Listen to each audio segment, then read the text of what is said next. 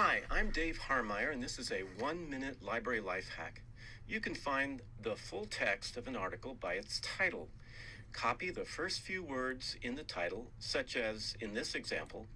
Go to the library's main page at apu.edu/library. Paste the title into the quick search box and click search. The first or second record should be your article. If there is no PDF to click for the full text, then click Full Text Finder, which brings up the Full Text Finder results page. If full text is in one of our other databases, it will be shown by links at the top. If not, try clicking on a Google Scholar link to see if the full text is there.